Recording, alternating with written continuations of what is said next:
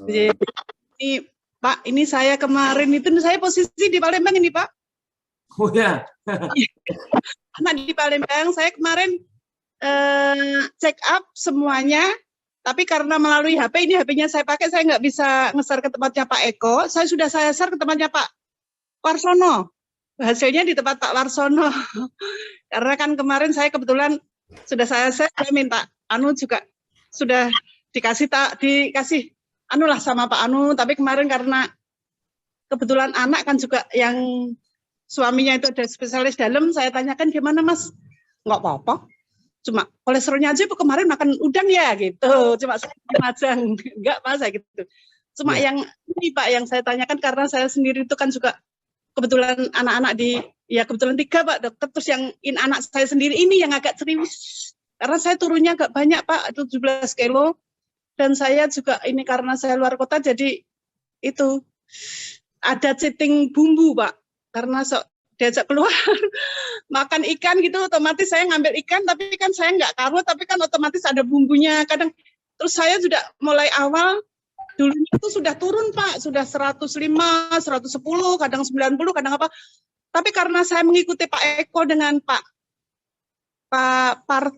Mariono ya Pak Mariono. Itu bilangnya makan nasi dimasak pakai itu salam sama serai. Itu bilangnya nggak ada karbo. Oh, Pak Mariono. Pak Mariono. No, Pak Mariono. Saya ngikut Pak, karena waktu itu karena kebetulan di rumah itu ada beras mati itu loh Pak, beras apa itu, beras India itu saya masak. Saya mengikuti lah. Oh, saya juga ikut EF juga, ikut ini kan saya juga gitu, tapi ternyata saya makan, saya kebetulan ambil 1 sendok, cucu yang kecil itu ya, cucu yang paling kecil kalau 4 tahun, 5 tahun ikut makan Pak. Akhirnya saya nambah. Tapi hanya nasi aja Pak, nggak saya tambah. Nggak tahu Pak, Masya Allah, gulanya langsung 220. Masalah Pak. Terus saya akhirnya kan terus mau nurunkan itu Pak. Kok agak susah. Ya kok masih 150, 140, 130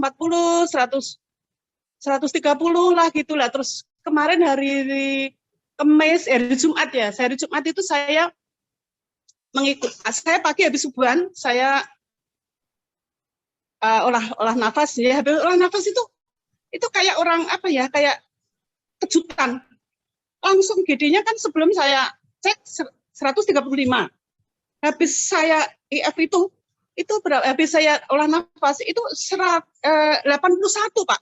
Tapi habis itu kok sekarang naik lagi ya Pak Eko? Kenapa begitu Bu? Mas udah seneng ya Allah bisa 81 gitu. Tapi ternyata sekarang ini tadi saya cek 127 ini habis udah baru saya cek ini Pak. 127. Terus gimana ya Pak? Kok belum bisa itu. Belum bisa di bawah 100 padahal saya kan udah mau 4 bulan Pak Eko. Begini Bu, saya akan jelaskan dulu ya. Kebetulan Bapak Ibu mentor, mohon maaf saya yang jelaskan ya kali ini karena kebetulan saya tahu riwayat angkatan-angkatan awal sekali yang Pak Marino itu teman satu koordinasi dalam grup, ada 4 yang di bawah koordinasinya Bu Carkini, termasuk angkatan-angkatan awal. Pak Mariono itu pelaku dari olahraga pernafasan namanya seperti Wai Tangkung itu ya Bu ya.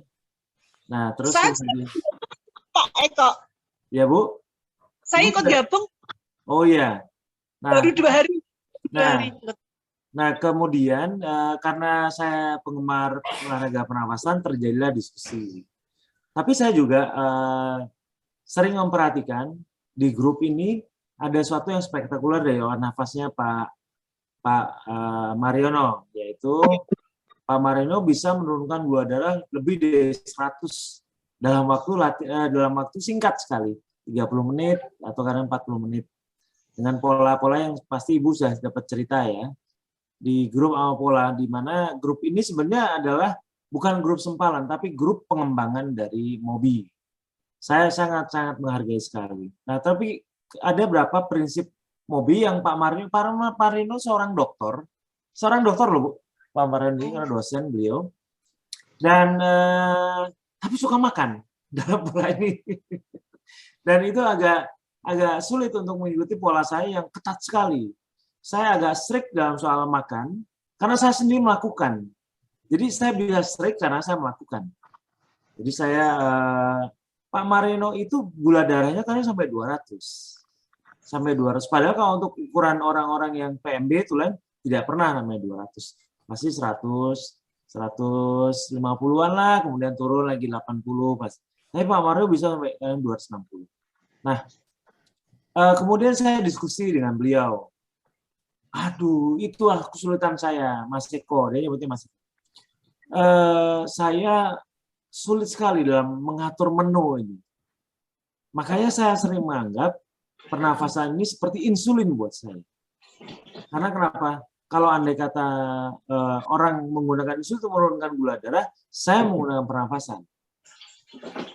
Karena memang prinsip saya adalah setiap orang berhak pada saat menerima 3 pengetahuan ini, pengetahuan mengenai PMB, mengidentifikasi makanan, kemudian IF dan puasa dan pola pernafasan, maka silakan salah satu dari 3, salah 2 dari 3 atau ketiga-tiganya digunakan. Silakan. Saya kan nggak bisa ngatur hidupnya masing-masing, ya. Setiap orang nggak bisa. Tapi silakan digunakan semaksimal mungkin untuk optimalisasi mutu kehidupan kita. Nah, Pak Marino termasuk jenis yang ketiga. Jadi dia memilih, saya memilih satu-satu. Jadi kalau Anda kata bicara PMB dan IF, nampaknya bukan orang yang tepat. Tapi kalau bicara pernapasan, Pak Marino orang yang tepat. Karena caranya bagus. Nah, cara basmati itu adalah risetnya Pak Marino untuk dirinya sendiri. Karena sempat diskusi dengan saya bahwa beberapa produk makanan ternyata tidak menimbulkan masalah buat kenaikan gula darah. Seperti contohnya beras basmati itu, beras India itu beras mahal itu. Di Pontianak 40.000 sekilo. Nah, kemudian saya tetap berpendapat pada pendapat semula. Apapun dari tanaman secara universal akan mengandung karbohidrat. Karena dia menghisap karbon dioksida dan hidrat air. Artinya, apapun beras namanya, secara universal akan tetap menghasilkan karbohidrat. Apapun namanya, dari tanaman, produk-produk tanaman. Biarpun kacang, pada sebagian orang tidak bermasalah, sebagian lagi bermasalah. Nah, permasalahannya adalah pada saat itu disampaikan pada audiens, pada saat para audiens, kadang-kadang para audiens tidak bisa mengukur-ukur tubuhnya bisa nggak mentoleransi itu, gitu loh. Nah, akibatnya ibu 220. Jadi artinya ibu tidak cocok untuk apa? Karena memang ibu belum meriset apa yang sebenarnya tubuh kita siap terima dan tidak terima. Nampaknya apa yang berlaku buat Pak Marino tidak selalu sama dengan audiens. Itu sudah merupakan prinsip dasar. Saya kan memberikan pengetahuan ini selama melalui riset banyak, Bu. Pengamatan kepada banyak orang. Ternyata gula darah tidak naik di satu orang belum tentu terjadi pada orang lain. Oleh karena itu saya ingin menyamakan persepsi dengan apapun yang datangnya dari karbohidrat, apapun yang dari tanaman, sudah pasti berlaku universal. Semuanya akan menaikkan gula. Gitu aja, Bu. Termasuk anak-anak ibu yang dokter. Itu kan perbedaan pemikiran. Kalau dokter bicara mengenai indeks glikemik, ya, berikan makanan pada ibu yang indeks gulanya rendah. Maka mereka akan mengajak ibu ke tempat-tempat makan yang indeks glikemiknya rendah. Tetapi kalau saya di PMB ini jauh lebih ketat. Langsung dibagi menjadi 2. Tidak ada indeks glikemik rendah, glikemik menengah atau tinggi. Semuanya di tumbuhan itu dianggap racun buat ibu. Semua yang dari protein itu yang dianggap memperbaiki tubuh kita. Jadi beralih semua protein. Nah, di mata kedokteran ini ekstrim. Nah, karena perbedaan cara pandang yang berbeda, itu mungkin yang membuat ibu jadi, wah, aku kok naik terus sih, gimana? Nah, kembali ke ibu, harus jelaskan, Bu. Harus jelaskan pada orang-orang sekitar kita nih, Kak. Ini gini Pak, karena kalau sekarang saya di Palembang langsung berhadapan dengan anak mantu, anak saya sendiri. Jadi justru anak mantu yang spesialis dalam itu justru dia diem. Tapi yang anak sendiri ini, yang anak saya yang umum itu yang gitu terus ya. Makanya saya jarak jauh di Semarang. Makanya saya pikiran itu karena saya kadang-kadang gimana ya, Pak, kadang-kadang kita mikir, jadi kadang-kadang nggak IF, kadang-kadang nggak apa, karena apa? Karena ini lumayan Pak, 17 sampai 18 kilo. Kan jadinya kurus, yang dulunya padahal gemuk, 80, sekarang jadi 70, jadi 60. Bu Sugiyarti tingginya Jadinya berapa? kan terus Bu Sugiyarti tingginya berapa? Tingginya. Saya tingginya 160. 157. Berat berapa nih, Bu, berapa? 7. Berat badan 57. Beratnya sekitar 60. 61. Menurut Ibu, Iya. Ibu sehat atau enggak, Bu? Sehat. Sehat, alhamdulillah sehat. Nah, kalau menurut anak Ibu sehat nggak, Bu? Menurut anak Ibu? Bahkan Sehat. saya cerita anak, saya sehat biarpun kutu sehat. Tapi anak kan yang anak diri aja yang agak ribet, kan mantu nggak begitu Pak, karena kebetulan mantu yang gede juga dokter, tapi diem juga nggak komentar. Yang anak kecil ini komentar, mungkin kok kurus gitu, mungkin ibu harus sih. Kadang-kadang pikiran itu. Ya, Bu. Jadi saya akan berikan beberapa hal yang menarik mengenai paradigma, Bu. Paradigma itu cara pandang, ya, cara pandang kita terhadap sesuatu yang kita pikirkan. Kita sebentar, Bu, ya. Nah, Bu Sugiyarti, ini sebenarnya adalah materi-materi lama yang saya ulang-ulang. Supaya kita bisa melihat paradigma kita seperti apa sih, paradigma anak Ibu seperti apa sih. Ibu, ini akan saya buatkan rekaman, jadi Ibu nanti bisa tunjukkan dengan anak Ibu nanti. Lewat YouTube ya, lewat YouTube. Baik. Saya akan sharekan sebuah gambar. Bu, orang-orang ini kurus nggak, Bu? Iya. Kurus ya? Iya. Mereka sehat, Bu. Mereka prajurit keraton.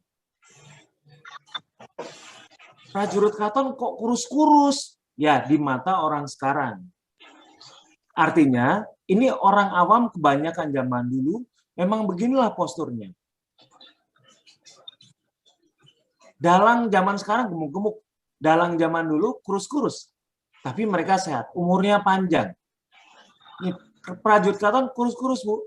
Karena mereka aslinya posturnya begitu. Ini 100 tahun yang lalu. Nyaris 90-an tahun yang lalu. Lihat perempuan-perempuan zaman dulu. Mereka langsing-langsing, nggak ada yang gemuk, nggak ada yang gendut-gendut. Sekarang kalau misalnya Ibu ajak misalnya 100 orang baris, perempuan zaman sekarang ikut senam, wah gemuk-gemuk, montok-montok. Kebanyakan lemak, kebanyakan makan. Lihat orang dulu. Lihat orang-orang yang bergaya hidup banyak duduk. Ini orang-orang priai-priai, ya, kemudian para kolonialis, ya, yang menjadi ini orang-orang Belanda ya, dan orang-orang keraton yang punya posisi. Biasanya mereka gemuk. Karena mereka jarang melakukan pekerjaan-pekerjaan yang secara awam mungkin terasa berat. Tapi sekarang, gaya hidup kita, awam itu sudah gemuk-gemuk semua, karena gayanya udah kapriai semua. Lihat posturnya ya, kembali. Apabila mereka memandang diri sendiri atau lingkungan mereka, inilah yang disebut sehat. Dan langsing itu sehat. Orang yang gemuk sekarang banyak yang sakit. Ibu harus bicara dengan anak Ibu yang dokter, yang paling bungsu itu. Ini yang namanya sehat. Zaman dulu penyakit diabetes itu jarang terdengar. Zaman sekarang, diabetes itu kayaknya suatu yang biasa deh. Karena terjadi pergeseran pola makan. Orang makan zaman dulu, sehari 3 kali itu kemewahan. Biasanya makan sehari 2 kali. Sekarang, makan bukannya sehari 3 kali. Makan sehari bisa 10 kali, mungkin bisa belasan kali.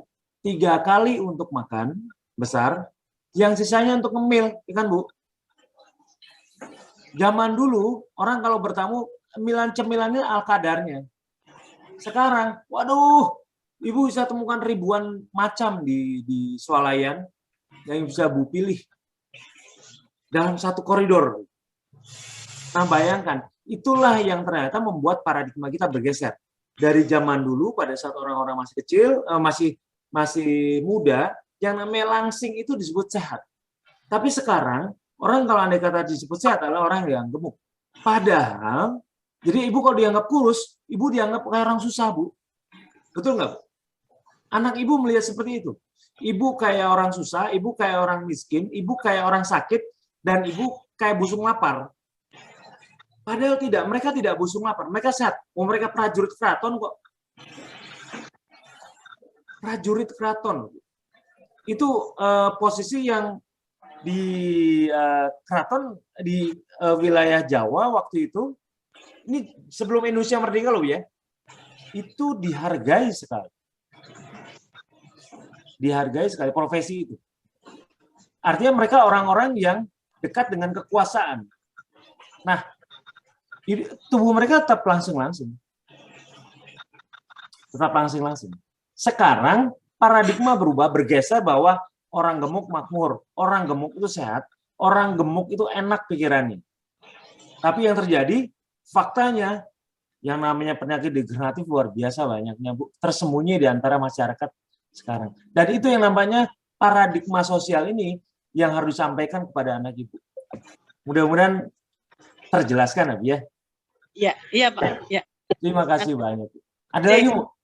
Itu apa itu saya kemarin habis check up, saya minta sama Pak Warsono minta dijelas, mungkin nanti biar Pak Eko mungkin bisa yang apa, yang terlalu tinggi apa, terlalu rendah apa.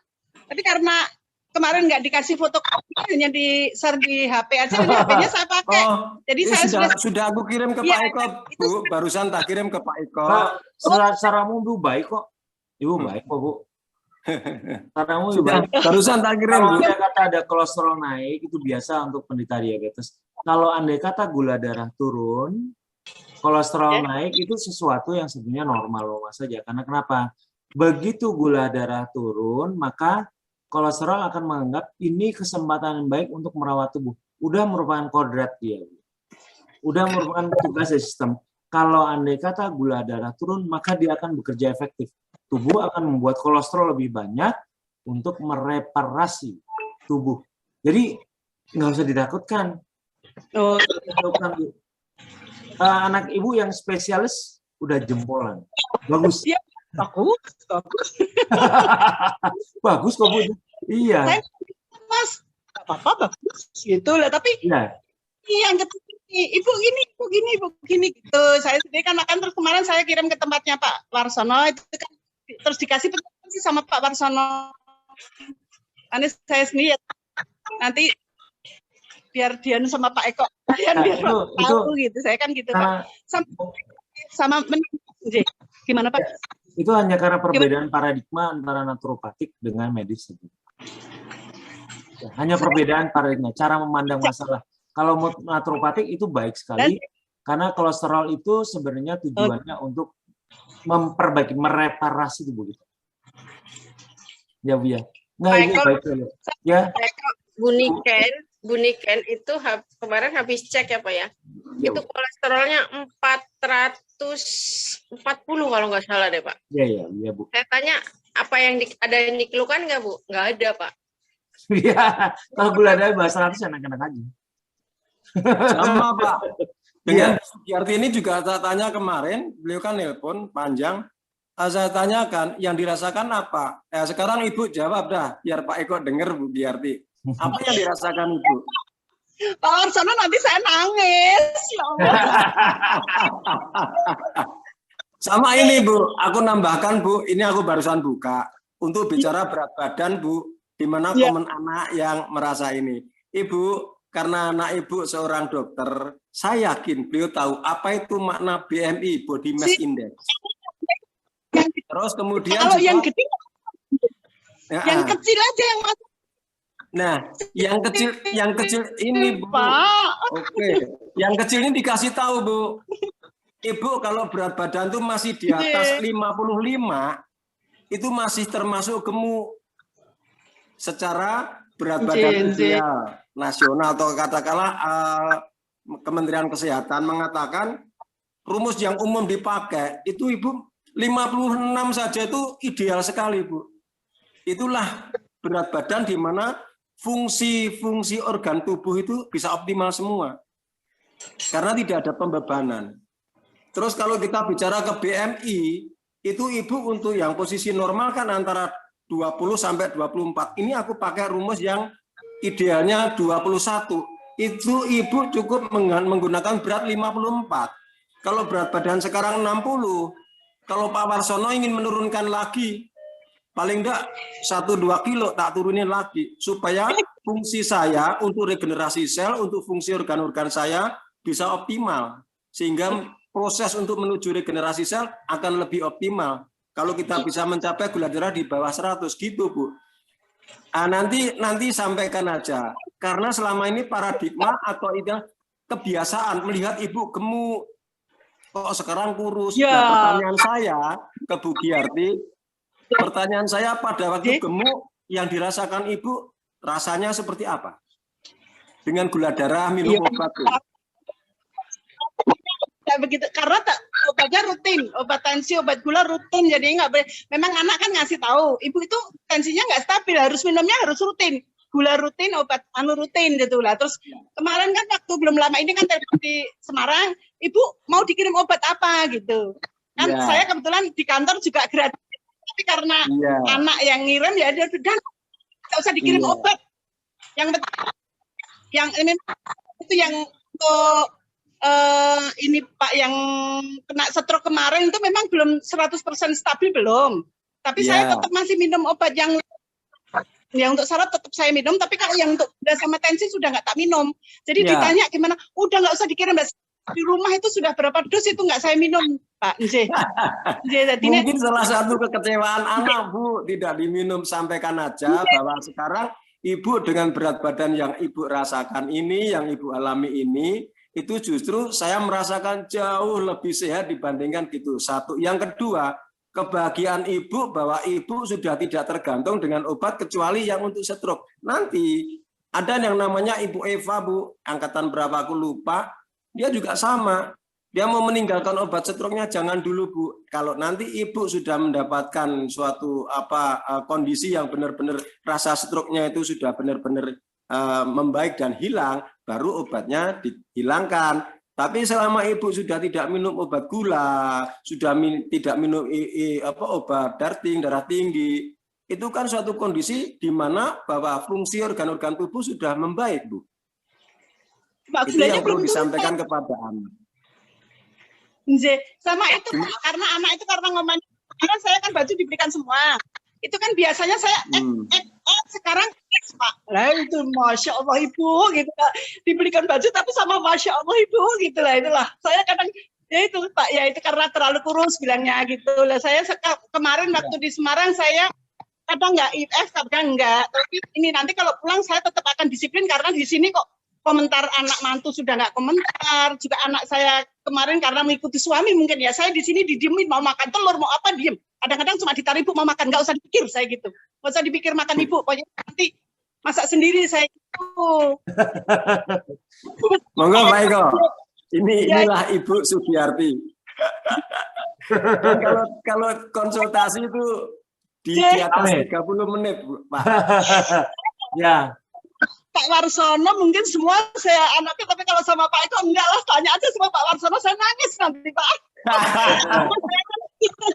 Saya seperti Pak Warsono, saya belum lama saya ditinggal suami sih Pak, jadinya ingat ini hati kecilnya yang belum bisa hilang 100% Pak Eko. Iya Bu, iya Bu. Apa ya? Kayaknya itu suatu apa ya? Emang sudah kodrat Bu, jadi jangan sedih ya, tapi jangan terbawa terus ya. Karena kan ibu saya juga sama Bu. baru saja meninggal. Apakah sedih? Sedih. Tapi apakah terbawa terus? Jangan, saya ngadepi dunia nyata. Saya harus ngurusin keluarga, ngurusin banyak orang. Kalau Aneka sedih, sedihnya nanti menular ke banyak orang, Bu. Ngomong sama Pak Warsono nangis karena apa? Bukan saya nggak nginget terusin enggak Pak Eko karena apa ya, saya ya umur sudah 46 ya, 44 sama Bapak adanya diem karena itu. Jadi ingetnya karena orangnya diem, Masya Allah. Sekarang enggak Pak Warsono. Enggak nangis. Ya. Bagus. Ya. Salam Ya. Semua Ya. kita Baik. syukuri, Bu. Jadi ini kembali mengevaluasi Jadi gitu aja. apapun yang karbohidrat jangan sampai lagi masuk. Ya, Bu. Insya Allah. Iya. Matur sangat Pak Eko, matur suwun. Sama-sama, Ibu.